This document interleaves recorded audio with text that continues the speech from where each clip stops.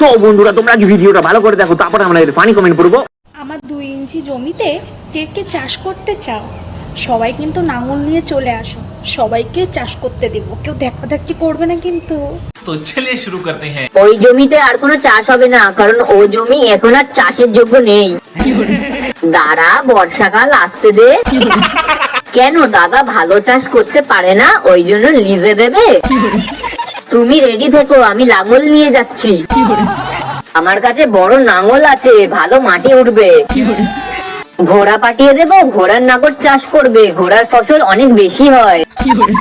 আমার লাঙলটা পুরো 8 ইঞ্চি আছে, মজা পাবে। তোমার জমির মাটি টেম্পার আছে তো? লাঙল চালালে তোমার মাটি ফেটে সাদা জল বেরাবে না তো বৌদি? দেখো পরে।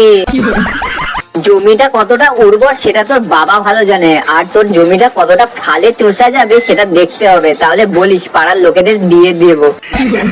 আমি চাষ করব, রেট কত? সবচেয়ে ভালো হবে ব্যবসাটা খুলে ফেল, 500। তোমার বাবাকে দিয়ে করাও। চাষ করব তোকে আর তোর মাকে। ওই জমিতে পোকা হয়ে গেছে, চাষ হবে না আর। কলকাতা সোনাগাছি যা, চাষ করে দেবে ভালো করে।